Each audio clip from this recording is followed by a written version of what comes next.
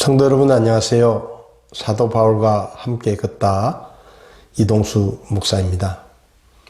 오늘은 비시디아 안디옥을 떠나서 도착했던 이고니움에서의 바울에 대해서 살펴보도록 하겠습니다.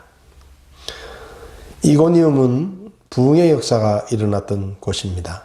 사도행전 14장 1절을 보면 이고니움에서 그들 둘이 함께 유대인들의 회당에 들어가 그와 같이 말하니 유대인들과 그리스인들의 큰 무리가 믿더라 라고 기록되어 있습니다. 비시디아 안디옥에서 유대인들의 핍박과 방해를 피해서 이고니움으로 떠났던 바나바와 바울은 그곳의 회당에서 하나님의 말씀을 전했습니다. 그런데 그들이 전한 하나님의 말씀을 듣고 유대인들뿐만 아니라 많은 그리스인들이 믿었다라고 성경에 기록되어 있습니다. 비록 한 지역에서 핍박을 받고 떠났지만 다른 지역에서 하나님께서 전도의 문을 열어주시는 것을 우리는 볼 수가 있습니다. 이고니움에 대해서 좀 더 살펴보면 이고니움은 현재 터키의 콘야라는 도시입니다. 선사시대 때부터 형성한 고대 도시이고 히타이트, 고대 그리스, 로마 제국을 거쳐 주 25년경부터 이고니움으로 불리게 됩니다. 1771년 셀죽 트루크족에 의해 점령되었다가 1076년에는 셀죽 제국의 수도가 되어 크게 번성합니다. 1442년에 오스만 투르크 제국의 술탄 무라드 2세가 정복했고 술탄 셀림이 이집트와 페르시아를 정복할 때 이곳에 잠시 머물기도 했습니다. 1923년에 터키 공화국이 수립된 후에 발전하여 대도시가 된 곳이 바로 이 콘야 이고니움입니다. 이고니움에서 바울의 행적을 살펴보면 사도 바울이 1차 전도여행 때 비시디아 안디옥에서 쫓겨나 이고니움으로 가서 회당에서 복음을 전하여 유대인들과 그리스인들의 큰 무리가 믿었다는 기록이 사도행전 13장과 14장에 기록되어 있습니다. 또 안디옥과 이고니움의 유대인들이 루스드라까지 바울을 쫓아와 돌로 쳐 죽이려 했다는 기록이 사도행전 14장에 기록이 되어 있습니다. 비시디아 안디옥과 이고니움에서 큰 부흥을 경험했지만 바울과 바나바는 유대인들의 핍박과 고난을 피할 수가 없었습니다. 이고니움의 유대인들은 루스드라까지 가서 바울을 괴롭힐 정도로 악랄하게 바울의 사역을 핍박했던 사람들이었습니다. 더베로 돌아가는 길에 이고니움에 다시 들렸다가 안디옥으로 돌아갔다는 기록이 사도행전 14장 21절에 기록되어 있습니다. 많은 핍박을 받고 그들의 공격을 받았지만 바울과 바나바는 돌아가는 길에도 이 이고니움에 들려서 주의 복음을 전파했다는 것입니다. 사진을 보면서 이고니움, 지금의 콘야 지방을 살펴보겠습니다. 지금 보시는 것이 콘야의 전경입니다.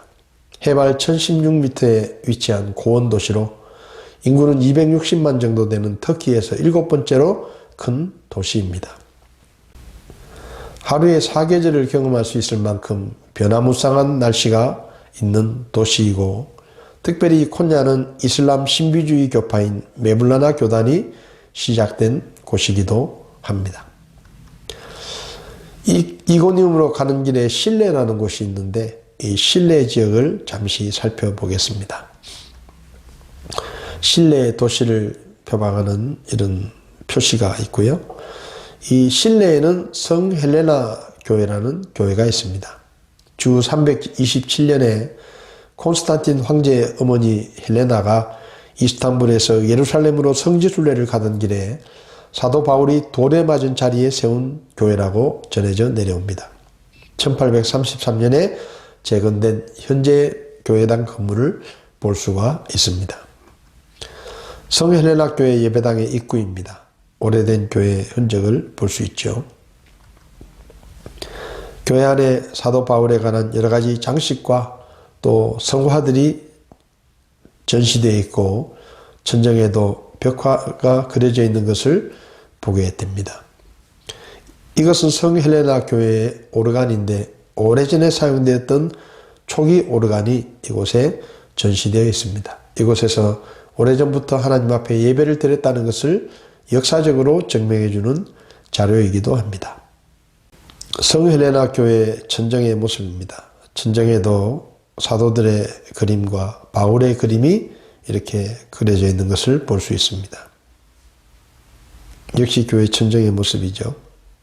비교적 잘 보존된 모습입니다. 실내 지역에는 이 터키의 공동 목욕탕인 하맘이라는 이 목욕탕이 있는데 이 실내 지역에도 바로 이 터키의 공동 목욕탕의 모습을 볼 수가 있습니다. 목욕탕의 내부의 천정의 모습을 보고 계십니다.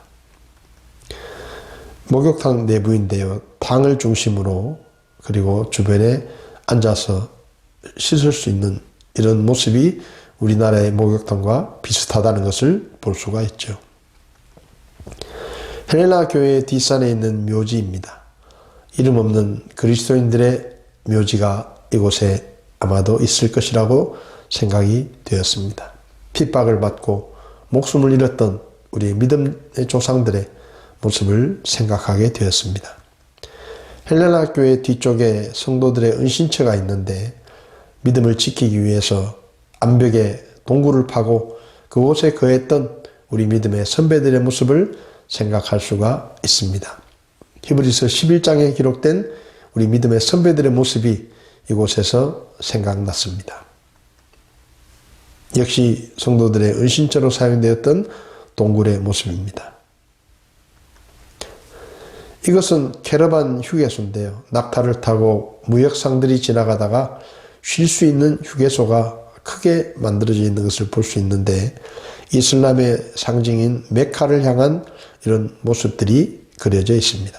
1229년에 건축된 상인들을 위한 휴게소로 화재로 소실되었지만 1278년에 재건축되었고 실외 공간은 주로 여름에 이용되고 실내 공간은 겨울에 휴게소로 이용되었다는 것을 볼 수 있습니다. 캐러반 휴게소의 내부에는 이슬람 사원이 있습니다. 그래서 이곳에서 메카를 향해서 예배하고 그들의 기도를 올렸던 바로 그런 장소가 있는 것이죠.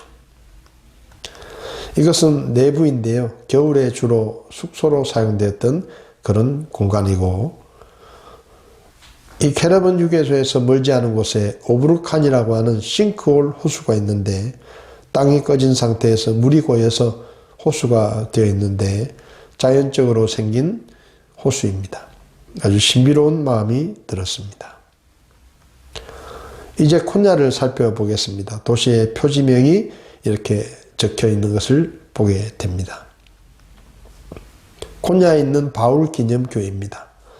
사도 바울이 이곳에서 복음을 전하고 또 핍박을 받았던 것을 기념해서 세워진 교회입니다. 바울의 기념교회 입구를 보고 계시고요. 안으로 들어가면 이렇게 사도 바울에 대한 여러 가지 그림들이 전시되어 있는 것을 볼 수가 있습니다. 여러 가지 성화들이 전시되어 있죠. 바울의 생애에 관한 성화들이 주로 전시되어 있습니다.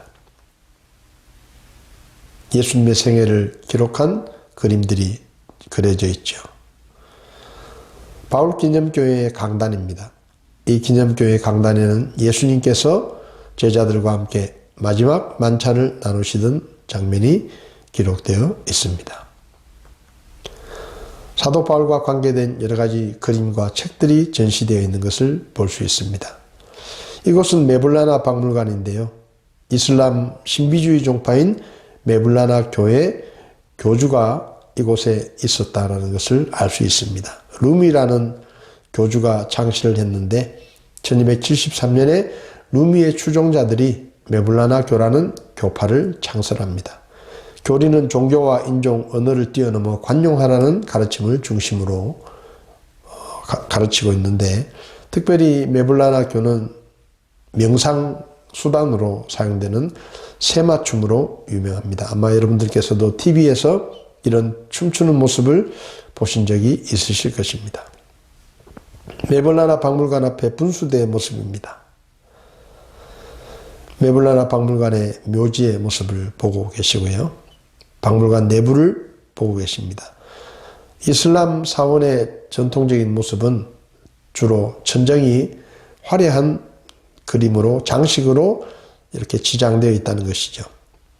메블라나 박물관의 내부를 보고 계십니다.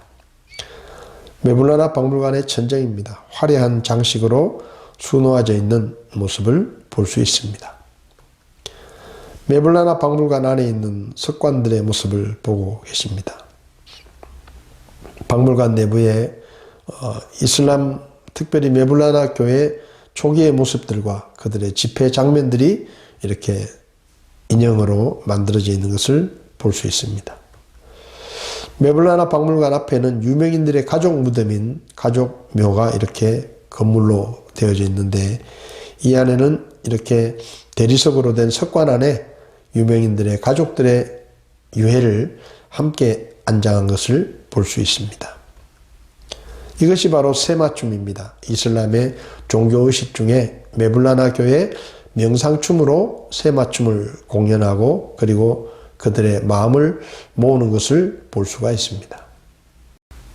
세마춤을 공연할 때 옆에서 오케스트라가 혹은 이런 음악 연주단들이 반주를 하는 것을 볼 수 있습니다. 이것은 카타라의 타일 박물관입니다. 타일이 유명한데요. 모자이크 장식이 유명하기 때문에 타일이 유명한데, 이 타일을 모아서 전시해 놓은 박물관을 보고 계십니다. 이렇게 천정에 타일로 장식해 놓은 것을 볼 수 있고요. 벽과 천정에 또 이런 많은 타일들로 장식이 되어 있는 것을 볼 수 있습니다. 이런 다양한 모습의 타일을 만들어서 장식하고, 특별히 이 지역은 우리가 잘 알듯이 모자이크가 많이 발달된 지역입니다. 이곳은 고고학 박물관입니다. 고고학적인 유적들을 모아서 전시해 놓은 곳인데요. 박물관의 목욕조를 보고 계십니다. 터키인들의 장례 모습이었던 석관들의 모습을 볼 수 있는데, 아주 화려한 장식들이 장식이 되어 있고, 이 석관들은 주로 신분에 따라, 계층에 따라 다양한 모습 모양으로 만들어져 있는 것을 보게 됩니다. 화려한 조각들이 이 석관을 장식하고 있는 것을 볼 수 있죠. 셀레미의 모스크입니다. 앞서 말씀드렸지만 터키 지역에 가면 우리나라의 교회들처럼 수많은 모스크들이 있는 것을 보게 됩니다. 셀레미아 모스크의 내부입니다. 왼쪽에 아래쪽에 화살촉 모양으로 되어 있는 것이 바로 메카 지방을 향한 이슬람인들이 기도하는 그런 중심 장소이기도 합니다. 셀레미아 모스크의 천정 역시 화려한 장식들로 장식되어 있는 것을 보게 됩니다.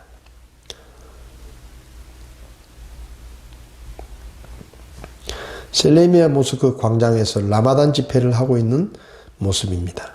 이슬람 사람들이 이 라마단 집회를 가지면서 금식을 하며 성지순례를 와서 이곳에 와서 수만 명이 모여서 집회를 하는 모습을 우리는 볼 수가 있습니다. 메카에서도 이 라마단 기간이 되면 수백만 명의 이슬람 순례객들이 메카에 와서 예배를 드리는, 집회를 갖는 그런 모습들을 우리는 볼 수 있습니다. 바울과 바나바가 복음을 전하고 수많은 그리스인들이 예수님을 믿었던 그 지역이 지금은 이렇게 이슬람 지역이 되어 있는 것을 보게 됩니다. 그럼에도 불구하고 하나님께서 바울과 바나바를 통해 복음을 전했던 그 사역들이 헛되지 않다는 것을 우리는 역사를 통해서 볼 수가 있습니다. 오늘은 사도 바울과 바나바가 비시디아 안디옥에서 쫓겨나서 들려서 복음을 전하고 수많은 사람들이 구원을 받았던 이고니온 지역을 살펴보았습니다. 다음 시간에는 루스드라 지역을 살펴보도록 하겠습니다. 한 주간 동안 건강하시고 말씀과 기도로 주님과 가까이 동행하는 그런 여러분들이 될 수 있기를 바랍니다. 오늘도 시청해 주셔서 감사합니다.